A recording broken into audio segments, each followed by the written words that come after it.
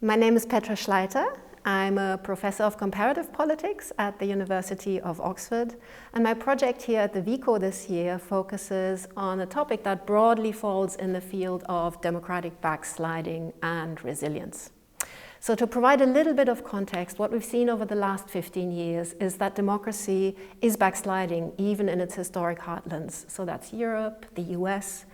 And what we're seeing is that in a number of countries, elections are gerrymandered, voting reforms are introduced, parliaments are circumvented, courts are packed, and often these reforms work in a very gradual way.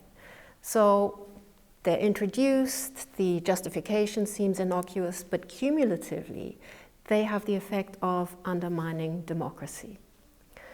And that's why documenting these reforms and actually demonstrating their effects is crucial in thinking about democratic backsliding and remedying it. Elections are at the very center of this process, and my project at the WICO focuses on one particular type of reform that can be used to reduce access to the ballot box, and that is the introduction of mandatory voter ID in contexts in which there isn't a national ID. So an example would be the UK, but also the US, where there are no national ID cards. So these reforms make the fundamental democratic right to vote conditional on the presentation of a specific form of ID. That could be a passport, it could be a driving license. But when countries don't have a national system of identification, then of course there will be voters who don't have that form of ID, and typically it's socioeconomically disadvantaged groups that are less likely to have the required ID. In those contexts, the concern is, of course, that introducing voter ID restricts the fundamental right to vote. And my project focuses on studying the effects of a recent introduction of voter ID in the UK, to think about mitigations and study them, and to also inform the policy debate. Maybe I'll say a little bit about the scientific background of this topic. So scientifically, the effects of voter ID reforms are not very well understood, and that's in part because the academic work has focused overwhelmingly on the US. Now, the US is an exceptional background. It has a long racialized history of voter suppression, and so conclusions from that context don't easily travel to other democracies. My project makes use of a unique opportunity to study this type of reform, the introduction of voter ID, in real time in the UK, which doesn't share these exceptional features of the US.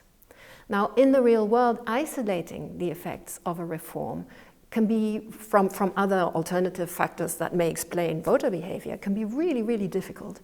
And so what we're doing is we're working with multiple sources of evidence. We're always looking for contrasts that allow us to distinguish how voters behaved prior to the reform and after the reform, and to contrast groups that are differently affected by the reform.